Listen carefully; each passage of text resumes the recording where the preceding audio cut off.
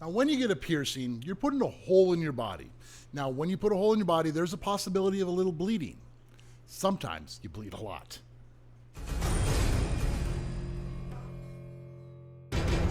My name is Scott Wilkinson. I'm a professional body piercer and have been since 1994.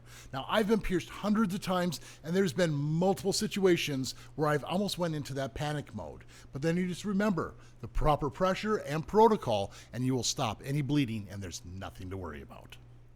Now, if your bleeding is happening in the piercing room, don't worry about it. That's your piercer's job. They've been through this before. It's not a big deal. A little pressure, and the bleeding stops. Now, typically when you get a piercing, we're just making a little crescent incision, pushing tissue off to the side, so there's pressure on that wound, and that's why you typically don't bleed that much. Now, the day, 2 days, 3 days after, sometimes that pressure is relieved and you might start bleeding a little bit. It's not the end of the world. The first thing you want to do is get some gauze or a paper towel and apply pressure. You want to leave the jewelry in. Don't take it out because it's going to close right up on you. Just apply pressure over the top for about 10 minutes. And once you lift up carefully, don't pull off any scabs, and you'll be able to stop the bleeding. Now, if it is continually bleeding after that, you can apply pressure for another 10 minutes. And if it's still going, then you might want to seek out some medical attention.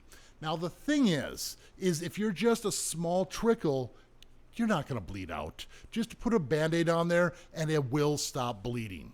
Now, if you're bleeding a lot and you're really concerned, seek out medical attention. Now, I've been in a situation before where I had a biopsy punch in my cartilage. We went through a lot of veins, and here's a link to the story of when this actually happened. And when I went to the doctor, all they did was apply pressure, and it stopped the bleeding. This is a 0-gauge hole, and it was bleeding enough where my friend said I had to go to the hospital. So, if something like this can happen to me and I can walk away just fine, you're going to be okay too.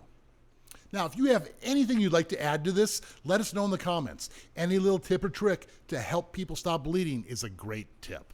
Now, if you enjoy my video, make sure you're subscribed, hit the like, and of course, keep putting holes in your body. See you on the next video.